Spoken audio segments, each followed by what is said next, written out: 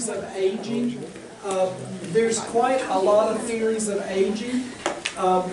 People all want to try to figure out what's all going on with aging, because if they can do something with it, they think they can live longer. I used to wonder about that. And you're at an age where I think maybe you don't think about it, because I didn't think about it that much at that age either. But the older you get, the more you see the virtue in having an age where you die.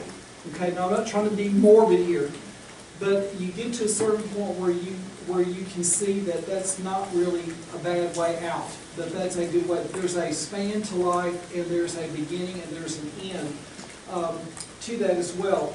And you will hear old people sometimes talking about being ready to go. They're ready to go because they can't do what they used to do, and their body has failed them in different ways, and they're actually more okay to go than you would know. Okay, and we'll talk a little bit more about that when we get to the spirituality and geriatric practice a little later. But theories of aging have been looked at because people keep thinking, can we modify it, can we change it, can we fix it so that people will live longer? I think it's a philosophical question about how long should you live, and do you want to live for a long time, that is not really considered when people try to modify the aging process. But between philosophy and science, people have studied quite a bit to figure out why does your body go the way it goes, basically. And long life, they have found, if you've got good metabolic reserve, good metabolic functions and good metabolic reserve, and you have a good ability to deal with stressors that come at you because you're otherwise healthy, then you will live longer. And that's pretty true. That's true now. We already know that. What determines how long you live? You hear people all the time, well, it's just in their genes. Well, if you look at the research, it's believed that about 1/3, I think I've got 35% here or less, of the variance in human lifespan is genetic. And the other 65%, and maybe more, is the environmental factors, food, support. So it's not just the environment physical, it's the environment emotional, psychological. So if you're in a good environment, you have good food, you have social interaction, you have eaten well your whole life, you've been physically active in reasonable ways, and you have all that support with you, then you will go longer. Now it's interesting, my mother's 91 right now, and I mean, anything can happen, but she's pretty much there. I mean, pretty much intact. Her brother died at 72 of pancreatic cancer, but he lived 2 years, he might have lived 2.5 years with that diagnosis, which is really kind of a shocking length of life. And he was in pretty good shape, but that got him. And then her sister actually had lupus, but she lived to almost 85. She had lupus pulmonary involvement, so she had lupus pneumonitis and pulmonary involvement. And eventually it was the lungs and the failure of lungs that actually led to her. She had a stroke and all the stuff. It was all because the lungs had gone down. She threw a clot and all this stuff. But she was all with it to the end. So all of them had mental capacity pretty good for a long time. And then other things, kind of intervened to get in the way. So genetics is a part of it, but not all of it. So I think that actually kind of teaches us to try to encourage healthy lifestyles. That if you're going to live a length of time, live as healthy as you can, so that your quality of life is good near the end. If you don't live as well and make good choices, then the end of your life may be a less enjoyable time and a more difficult time because the quality goes down. So you have to always be thinking about length and or quality of life. Long is good with quality, long is bad with bad quality. Okay, it becomes a real difficulty. Okay, there's theories about aging, and I've got several of these listed down. It's kind of interesting. I don't know that we know, and I know we don't know. 3 groups of theories. One is the accumulation of damage to informational molecules. That's just a little bit of defect and a little bit of damage over and over, year by year by year, until finally you're at a place where the damage is enough that it shows up in body function. So it's part of that wearing out phenomenon. The body wears out. So what actually incrementally is destroyed over time? Well, one is just spontaneous mutagenesis. anytime you look at the genetic material, okay, something can just mutate a little bit so it doesn't make the right kind of protein, often enough. Okay, that's an incremental breakdown. Over here in the hematopoietic system, a little breakdown over here. Over here in the skin, a little bit breakdown. So that over time it's an accumulation of mutations. It could be a failure in DNA repair systems. Those could be a result of mutations. The repair system that's normal may not function. There can be errors in DNA, RNA, and protein synthesis through translation errors. Okay, so the genetic material does not operate perfectly well. If you don't make the right proteins in the right amounts, then the structure that they're supporting sags, kind of goes downhill a little bit. Everybody's heard about superoxide radicals. That oxidative processes make superoxide radicals. Whole industry built around this. The antioxidants, I gave you, I think, a little example of vitamin C and E, but there's just so much more that you can be sold. We'll sell this antioxidant stuff because we think that will counteract the aging process by getting rid of the damage of the superoxide radicals. Okay, that's out there. So you will see that. You will go on some rotations where people have front-end merchandise that they will sell in addition to healthcare. They may not say you need this, but they may say we believe this. Okay, so there's kind of like a little marketing in there. Okay, I don't know that I'm all in with all this stuff, but I'm just telling you there's a lot of industry out there around antioxidants. Go into any health food store or any pharmacy, you can walk the antioxidant aisle and just find more stuff than you can stick out. And they're happy to take your money for you to try it. Okay? Regulation of specific genes is another thing that could happen. Okay, this theory is that cells that are regenerative, the areas that regenerate quite a bit, skin, stomach, lining, gastrointestinal system, hematopoietic system that's regenerating constantly, that those systems begin to fail, that the genes that control mitosis and the reproduction of these cell lines over and over again begin to fail so that they don't reproduce as naturally. So gradually, you wear out again, you slow down, and you get a functional deficit. That's called senescence, replicative senescence. Okay, you just don't replicate cell lines normally over a long period of time. And then another one is depletion of stem cells, which might be a combination of the first two, but ends up you don't produce healthy, functional stem cells, which generate the line of ongoing cells that are required for body function. So we don't know. I mean, really, we don't know. I don't know of anybody who has done anything of great significance to actually change the aging process. People will work on it because if they figure it out, it will be worth a fortune, supposedly. But we still don't know. We kind of have a clock in us that goes a certain direction. Okay, let's look at this little table here. Principles guiding the care of older adults. Okay, there's 5 principles. We talked about this first one, impact of decreased physiologic reserve.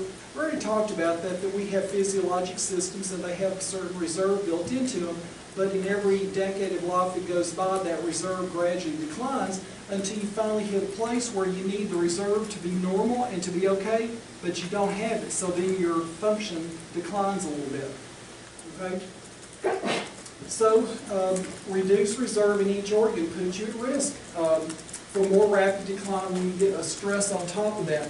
So what they're saying is that as your reserve is lessened and you have an insult come at your body, you can't accommodate to it, so that it takes you to a new place, and then you're here. And then if another insult or two comes in that organ system, let's say breathing or cardiovascular system, you get hit, lose a little bit of myocardium because of a clot in a vessel, then you lose more, and then you're down at another level, until finally you can't compensate and you're at lower levels of functioning, and then when you get to a lower level of functioning, other things can come along and you become more susceptible to them as time goes by. you know, these are all true things. Older adults are therefore more prone to periods of bed rest or inactivity. You know, they don't have reserve. They may not have the energy. They may not have the ATP in the muscles to pull it off.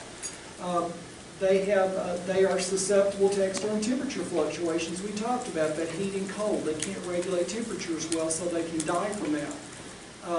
Illnesses that are otherwise self-limiting in younger adults. Big example is flu. That's why we want older people to get flu shots, as well as other people with diseases that leave them somewhat compromised and vulnerable. If you know, who are the ones advised for flu vaccine? Older people, people with diabetes, because they're metabolically have less reserve. People with asthma, they already have respiratory insufficiencies, and then they have that happen to them. That could be it. They don't have reserve. Complications from common infectious diseases, so those would make sense. Now, multiple medical problems in the context of reduced reserve in one or more organ systems can lead to what they call geriatric syndromes. You know, if you've had older family members, you know, let's say they've had some arthritis, they have a little bit of emphysema because they smoked at one time, they have some renal insufficiency, they have some cardiac insufficiency because they had a mild heart attack once. Maybe they had a very light stroke at one point. Okay, all of those systems are at a newer level. And then something else comes along that can really pull them down even further. So they don't have that reserve. And very often, when you're interacting with medical personnel with an older person, they're saying, well, what can we do? We have to save them. We can't let them die. We have to save them. And you're sitting there saying, well, we're going to do this and this. You know, we'll treat the antibiotic for the respiratory infection. We will use diuretics to maintain fluid stability in their body. You're doing all these. You're trying to help their homeostasis, you know, help compensate for their loss of reserve. But you'll tell them that they're very fragile because any single thing they've got can be a problem, but it's a complex. So the family is, will they be able to get out of the hospital and go home? We don't know. We're going to do this and this, and we'll see where they get. And then we'll do it, we'll see what we're going to get. But then they'll say, well, what's the odds of that happening? We don't know. They have so many functional declines that you can't predict what will happen to that person. And really, nobody does know. Now, if you got bad renal function, and you have bad respiratory function, you have bad cardiovascular function, you have another illness on top of that, that's a bad situation. It's hard to recover from those types of things. You can die. I mean, liver doesn't work that well. It's hard to recover. So basically, you're just preparing family members for where are they in the whole scheme of things. Okay, this picture is actually pretty good here. It's illustrated, I think. Okay, look at this. Okay, here's your physiologic reserve as it declines, and here's your age as you get older. Okay? Okay, look, this successful aging is still a down slope. I mean, it's not like you're just going to go up. What would that be? Nirvana. You know, eternal life. Okay, successful aging is going to be a decline until finally you hit physical frailty and sarcopenia, where you lose body weight and then you go down. Now look at this accelerated aging. These are people who've already had loss of function for lifestyle reasons or other disease. Their slope is steeper, and then they move down into physical frailty and sarcopenia earlier.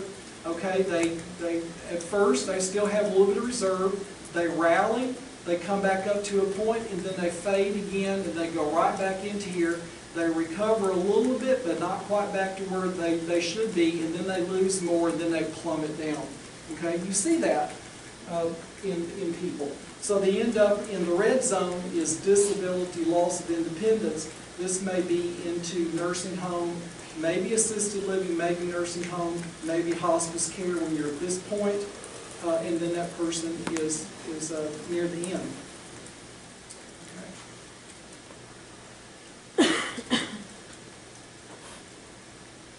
This is maybe as important as anything we've talked about so far as we kind of get deeper into this.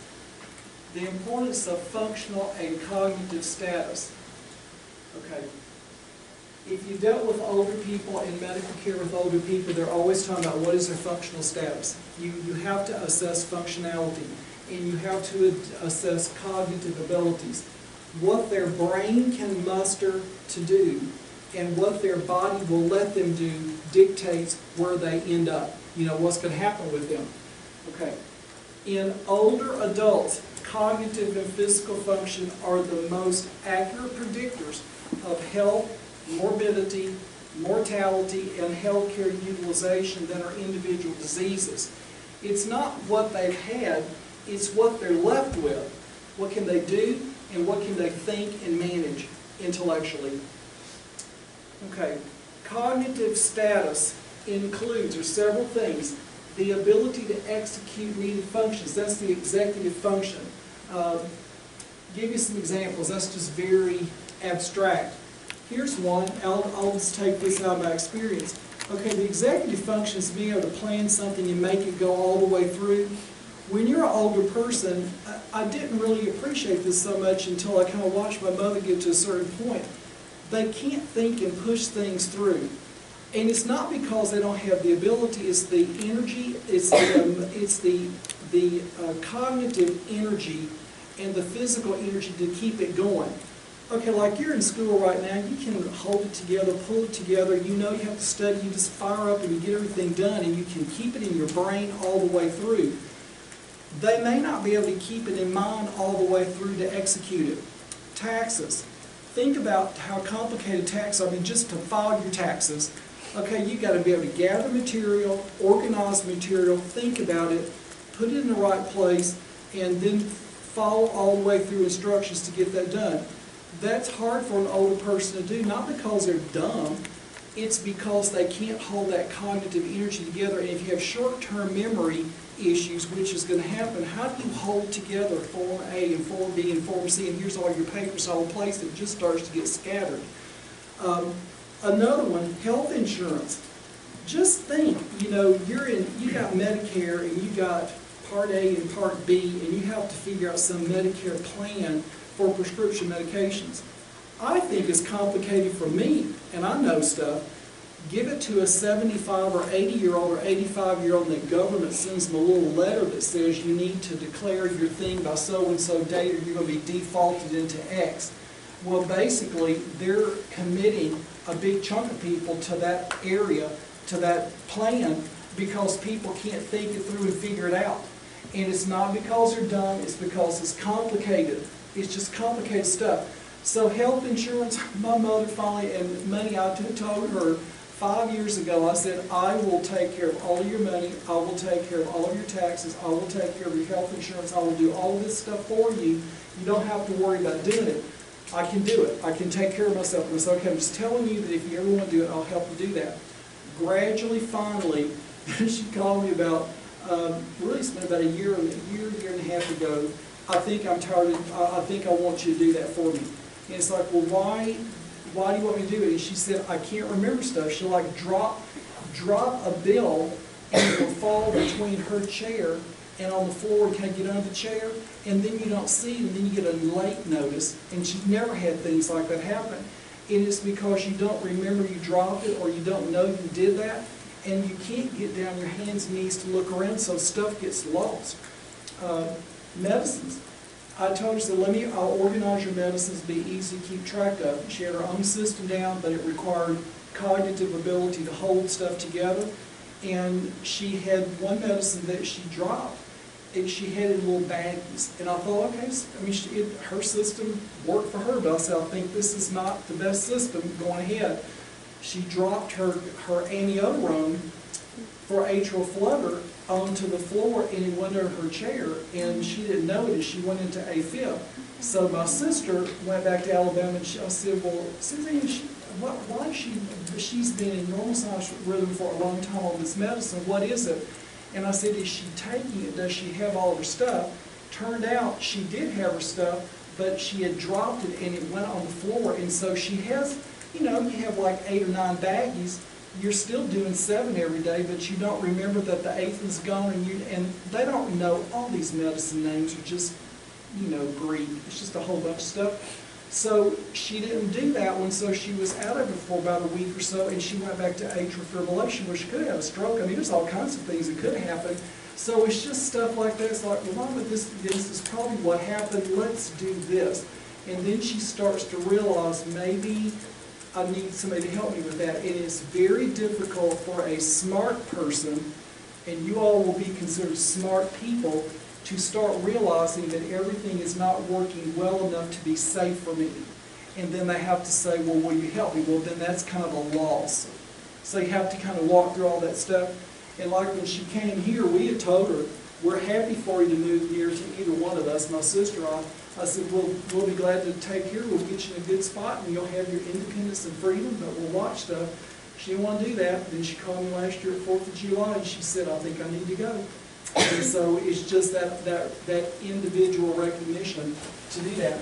And now she said she's so glad she came, because you can just make stuff easier. You can just enjoy your life without worrying about bills and money and all this junk.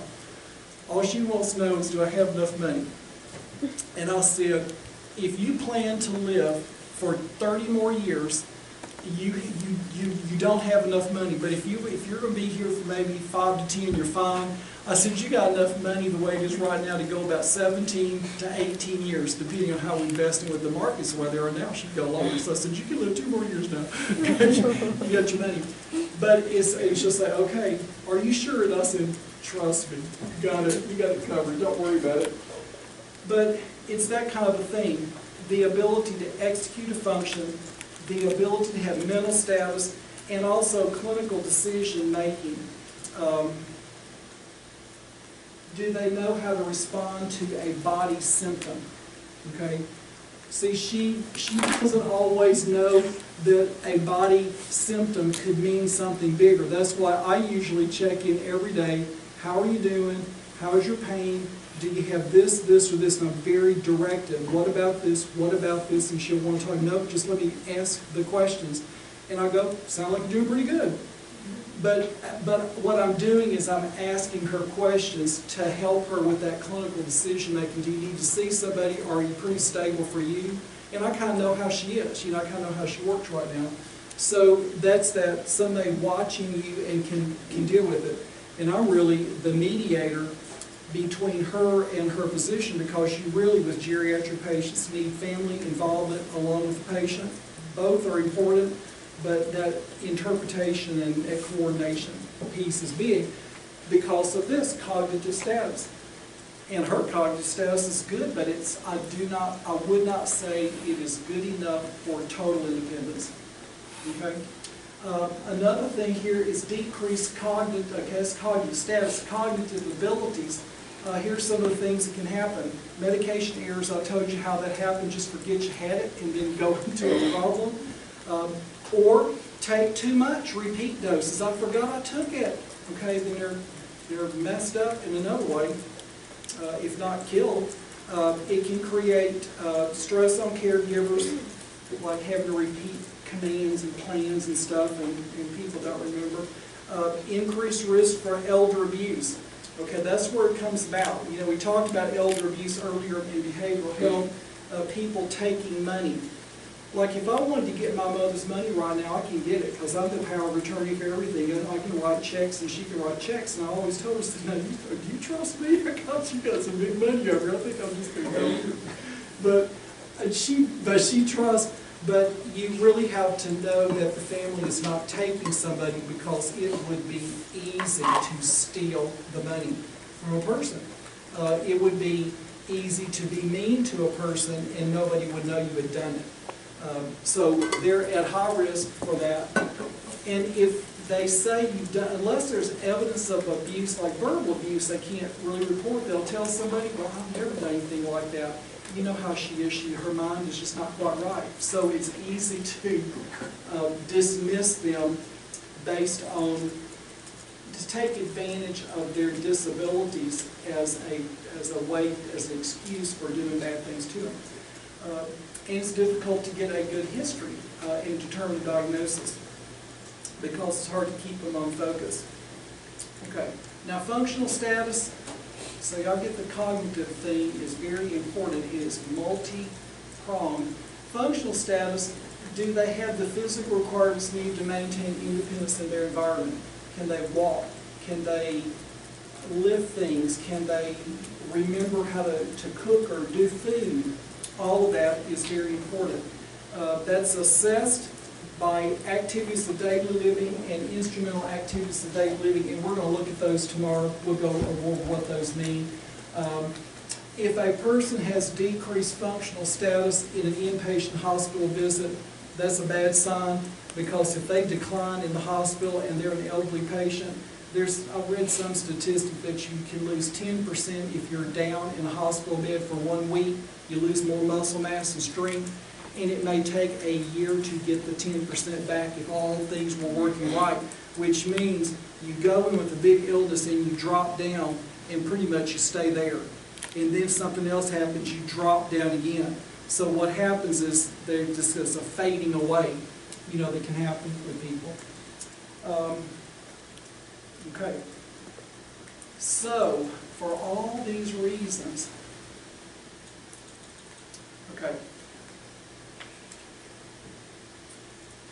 you always need to assess what are your goals of care. You'll see that in the complex case I've got. There's a lot of stuff in there, and you're going to have a hard time deciding, I think, in some cases, what to do. There'll be a lot of things you can do, but the question will be, should we do it? To what end are you doing anything? What are you trying to do? Are you trying to reclaim function at a certain level? What does the patient want, and what does the family have the ability to do? So your planning of your goals is always both what the patient wants and can do versus what the family can do, because a lot of things the patient wants may count on somebody else to do it. Okay? And they might not realize all of what that means. For example, for some people to stay in their home, their goal is, I just want to stay in my home as long as I can. Well, for somebody to stay in their home, somebody has to get food. Somebody has to check lights and bills. Somebody has to maintain the place. Somebody has to be sure it's not a hazard for tripping. Somebody has to be sure that the heat and power and lights work. Somebody has to be sure that the gas stove is not going to burn out and you can get in trouble that way. So there's just all of these things that have to be thought about, not just what the patient wants, but what can be done and what resources they have to pull it off. Some people don't have what they need to pull it off. You very often need a surrogate decision maker, and that's where you get lots of fights in families.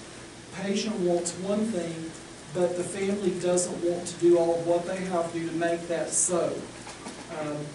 You see elderly people having to sell their homes and move near a child.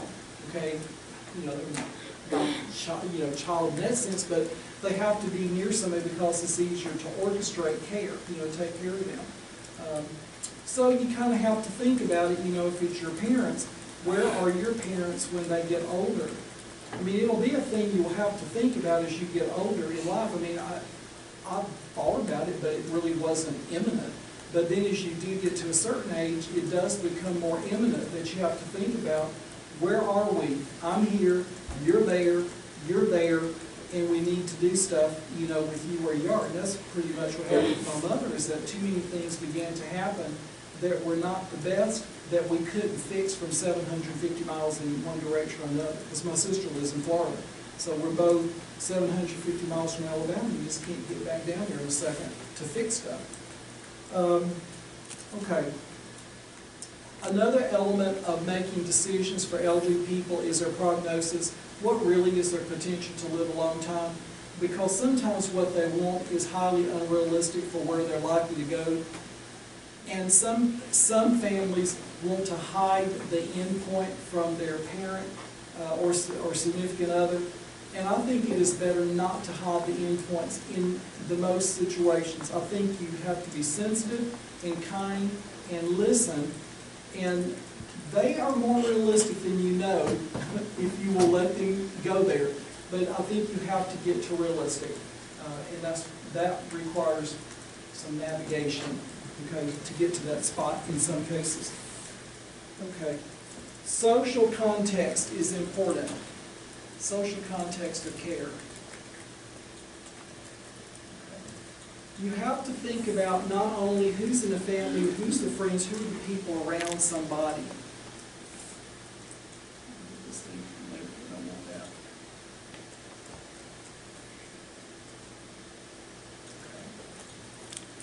Okay. To have a person work well with a treatment plan, whatever it is, you got to have support infrastructure, place to stay, people to get things, people to manage things. You have to have money. Okay, money wipes out a lot of things in a hurry. Surprisingly, and maybe not so surprisingly, the ability to be mobile in the home and the community. Can a person drive? Can a person walk?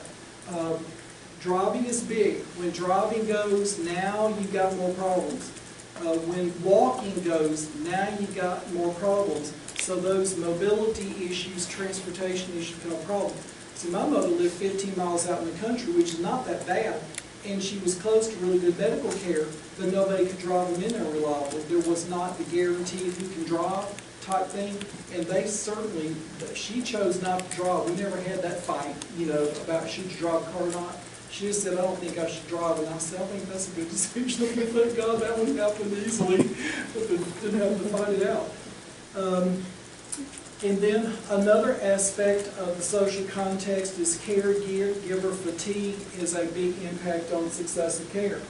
For any of you who dealt with older people, you realize if you were it 24/7 all the time, it can get you. It can wear you out mentally and emotionally, to the place where you start avoiding and trying to get away from. So that piece is out there. In this, in this pasture, since she's moved here, I've had 2 times where I have had to be in the emergency room until like 3 and 4 a.m. and I was teaching the next day. Happened twice. And I've got to go home like a zombie and pull myself together because we had to do that. And it's like, oh gosh, get sick on any day, but today, not today. And so you're thinking that, it's like, okay, just stop it, do what you have to do, it'll take care of itself. Get busy. Get busy doing the right thing. Okay. All right. Then the impact of multiple conditions, medications, and settings of care. Here's something that is true. Clinical guidelines for multiple chronic conditions may conflict. Okay, we have heart failure, they say do this. We have hypertension, the guidelines say do this. We have diabetes, the guidelines say do this. We have arthritis, the guidelines say do this. We have depression, the guidelines say do this. Okay, you do all the things you're supposed to do for each one. There's overlap and impact and bumping into each other with the rules. So you have to make some decisions. The therapeutic planning is big, because everything can't happen by clinical guidelines. They're all done in isolation and they don't really take into account age limitations. Multiple medications create new problems.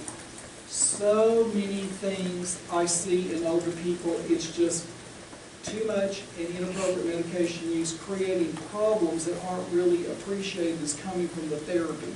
So you really have to know them real well to untangle the knots to go with it. And then transition of care, we said earlier, when you move a person from one environment to another, things happen, there's not good communication, and it just piles up. A big one is what happens with the medications. You go to the hospital, the medicines are labeled on discharge one way, the nurse writes a discharge plan with all these medicines. They might use generic names in the hospital, okay? You go to, rehab unit, they write them again, and you got all these prescriptions written out, you kind of go out the door.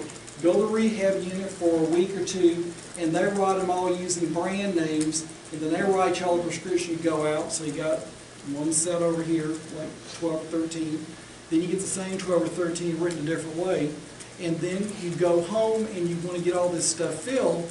If you can go home and you present all these things because they look like altogether different medicines, or you give them to children or somebody to go fill them, and they bring all this stuff home and you get doubles and you get weird doses and they modify the dose here, but they didn't write the prescriptions down. It's a mess. I had a lady, the deal we made, she got hospitalized 2 times both times because of duplications and medications from hospital to outpatient, the way it was done. And she got home and she didn't know how to sort out the bottles that she had with the new stuff that was in there, and they had different names, so she thought she should take it all. And she would take all that stuff and go get really sick, go back to the ER, put her in, get it all cleaned out. So our deal was, whenever you come out of the hospital, let me see what you need to just come by the clinic. We just said come by and just sort it all out. And just throw away stuff and get it all back down. This is it. This is all you need. And then she'd be okay. And she would never, ever do anything until she asked, because she got in the hospital twice. She could have been killed both times. But I mean, it was like not trivial admissions. They were bad admissions, and they were bad admissions because of medication errors that nobody tried to plan it. It just happens moving between systems. Okay. All right. Okay, evaluate the geriatric patient. Okay. Okay, the evaluation is probably the most important thing you can do. And you have to evaluate for the setting in which it will take place. So admission in an acute care setting versus an assessment of a demented, disrupted patient in a nursing home versus a patient receiving care in an ambulatory care clinic. Your assessment is always going to be based on where they come from, where do they need to be, what do they have to be able to do to be there. Okay, so let's look at the different spheres that go into this. Oh, not too crazy there. Okay, so here's the spheres that you're working with. 4 elements. You got to look at physical status, you have to look at psychological status, you have to look at socioeconomic status, and you have to look at functional status, which embraces both cognitive and physical abilities. Those have to always be done, and they interact in a lot of ways. You know, what a person can physically do, what they think, where they are, what kind of money they have, all dictates what the plan is going to be. And I think about the worst thing that can happen in geriatric healthcare planning is no resources in the way of money. When you do not have money, or you have very limited money, your options become very narrow, and they become less desirable, and they become problematic. And there will be people who get to that point with no money where they have to move in with family who don't want them. And there is no money to put them into some kind of facility unless they become totally destitute. All your money and stuff is stripped away, and now you're completely on board of the state. And those facilities aren't always the best, you know, for care. So it becomes a problem. Can be. Okay.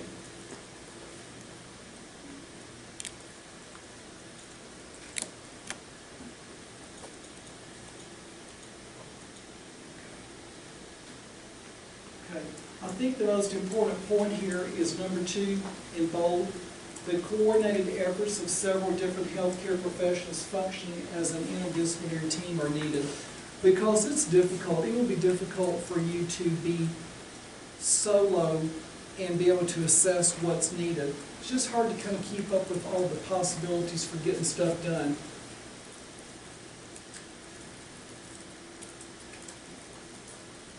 Here's some strategies to make the assessment better.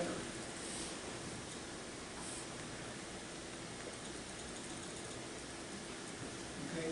First thing, you want to have a team. That's very important. You also, it's useful to have questionnaires so you don't forget stuff. So you can have a questionnaire that focuses.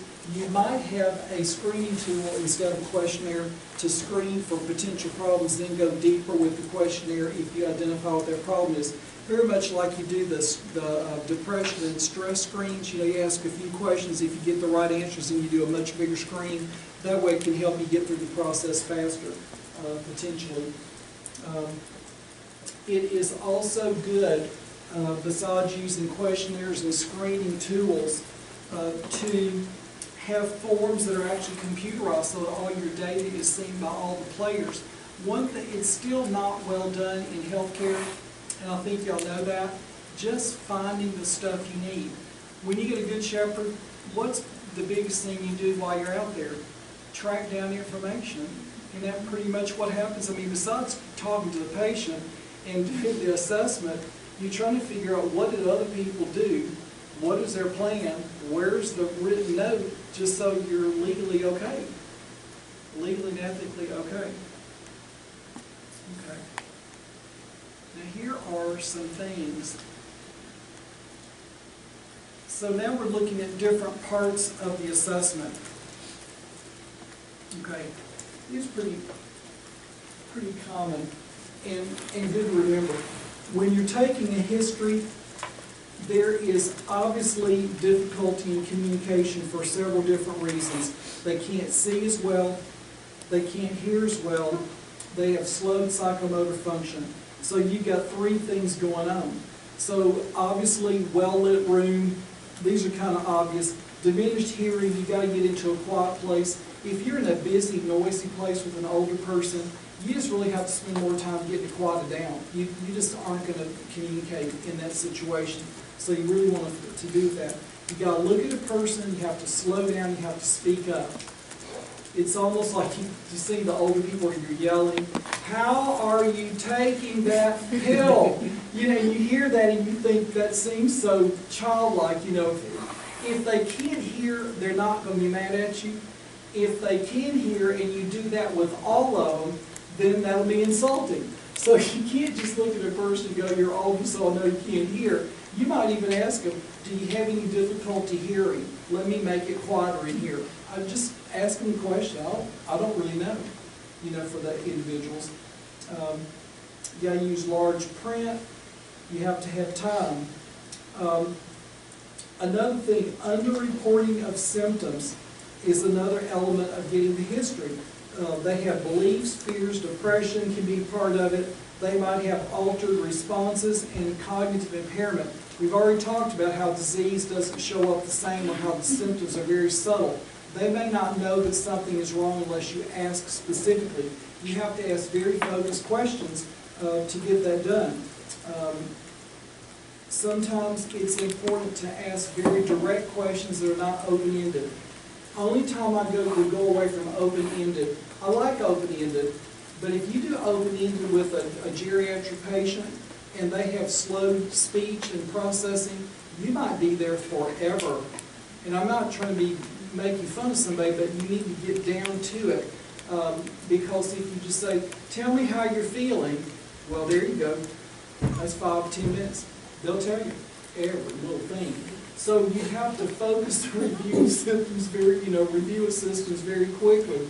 Are you having any trouble, sleeping? Do you have any trouble, with your stomach? Are your bowels functioning okay?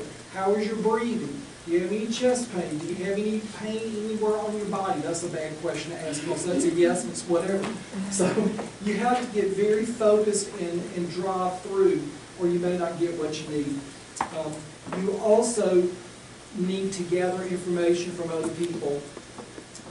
But be careful how you do it. But you do need to ask. It's good to have caregivers, and it's good to have caregivers in the room when the assessments are being done.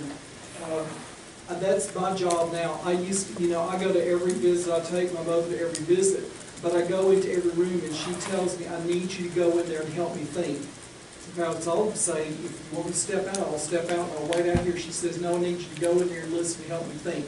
So I was like, "Okay, I'll go in there and I'll listen." But I find that in history taking from her physician, he'll ask me questions. I quantify stuff for him. How much Norco does she need for her back? I just average it out so it's a more objective number. I'll say, "This has been pretty good in the past week, but this is something new and it's staying," and something that she might not do. Or I'll question before we get there, "Should I tell him about that?" Yes, tell him every single thing. Don't hide anything. Tell him all. If you don't, I will. You write it down. Just get it out. They have vague or non-specific symptoms. This is another problem with geriatric people. They have altered responses, altered presentations, as we have said. So we've been through that one. And they have multiple complaints, many. That is really hard. And in older people, the multiple complaints are because they have multiple disabilities. But the other aspect of multiple complaints is that they somatize a lot. If they're lonely and let's say their daughter doesn't come to see them anymore, they might exaggerate symptoms to draw sympathy so that or they may generate something to create some new sympathy so people will come look at you. So it's okay to be sick and to somatize anxieties, somatize depression, somatize loneliness. So you have to really work through all that. That's why with older people, it's really good to really establish a good personal connection, really talk to them and make them feel welcome and part of what you're doing. And then a lot of what they were complaining about, well, your daughter says that you're having problems with sleeping. Oh, I'm doing fine. And it was more kind of a manipulative thing that they were doing. Or maybe it was somatic for depression. Okay. Okay, another thing, important aspects of the history. There's a couple in here, and we're about done. I'm going to get y'all out of here early, like way early, which I think y'all would like. Right? Okay, we're going to make it. Aspects of the social history, you see the things that are important, living arrangements, where do they live? It's important to actually find out physically where are they staying. And it's good to have somebody who's been in the place tell you about it, because sometimes they won't tell you what's wrong with the place. They won't assess it correctly. Relationships with family and friends. Who is the question I like to ask patients? If you get in trouble and you need help, who do you call? And when the answer is nobody, that's a problem, like major. Expectations of family or other caregivers. What do you want people to do for you? Do they do what you need? That type of a thing. Economic status, it's pretty much embedded in the insurance plan. If they come in and it's Medicaid or Medicare, then you already know you're looking at a more difficult situation. Blue Cross Blue Shield, secondary to Medicare primary, then you may have resources to work with, and that's a good thing. You want to look at their abilities to perform activities of daily living, and we'll look at those because that is a specific assessment.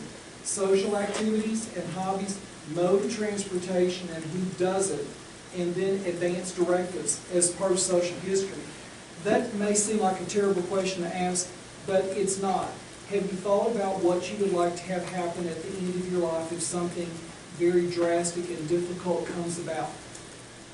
Whether you think they're comfortable with it or not, I guarantee you most people have thought about it. Okay, in their deepest, darkest recesses, they do think about it, and it's good to get it done while they're still fully together, so that you don't feel guilty about what you're deciding. Okay, I don't want to feel guilty about any of that stuff. I want to know right now, what do you want to happen and when and how. And we've been through all of it, so if somebody called and said something, I would know what she wanted right now. Past medical history, these are all the common things. No need for us to look at those. It's the same past medical history, except on page 18, medications use the brown bag technique. I think Dr. Latest has talked to y'all about the brown bag before. Have y'all heard that? Okay. It's just put everything in the bag, and I mean everything that's in the bottle. People are taking junk stuff. They'll bring the prescription bottles from Walgreens. I want everything because you'd be surprised. Okay, there's 12 prescription medications, 15 supplements, all kinds of things, and not benign. And over-the-counter medicines you can buy in a pharmacy, they don't think is a medicine. It's a medicine. It has impact in body. So you want all that. So tell them, I want everything you take, short food. I want prescription bottles, herbs, vitamins, special remedies, things you do to make yourself feel better. Bring it all in. If you're ever going to bring it in there and you look at it, you will go, I mean, it's pretty impressive what people do. And there's so much mysticism in medicine right now. They will read the paper, surf the internet, and just find all kinds of things and remedies and junk that actually have negative impact. And maybe as much on their wallet as anything else. It's good to clean stuff out. So you need to know those things. Systems review, you do need to do a good systems review. I am not going to cover each of these with you, but I expect that you look through the systems review. that's that very focused, very much like you do review a system. Say you had this, this, this, or this. You want a yes, no. Just yep, no, run the table. And cover pretty good ground. Okay? There's nothing overly impressive in those lists, but those are things you need to look at. But let's look at the importance in practice. There's some other tips to look at, some other things to look at. Patience. That's maybe the most important thing is patience. And you're going to be hard-pressed to have it in a busy practice. You have to carve out time. New intake receiving for a geriatric patient at facility actually requires several hours if it's done right. It's not a 30-minute deal. It could be several hours because you're not only asking about their body, you need to measure functional abilities. Grip strength, can you move things? Can you walk? Let me see. Tell me how you think. You have to go through mental status examinations. There's a lot of things you need to do to kind of get their cognitive and functional abilities defined. So patience is it. Hopefully you'll be in a system where you can do that and you can respect it. If you don't have the time to do it, then do it in pieces on several visits. Okay? Let's say they're slamming, you see it and you know there's a problem here, and you cannot carve out an hour and a half to just do that focused visit. Then it would be reasonable to give me your biggest complaints, biggest thing off the review a system so you know if something's really problematic, you can assess that, and then plan when it can be followed through.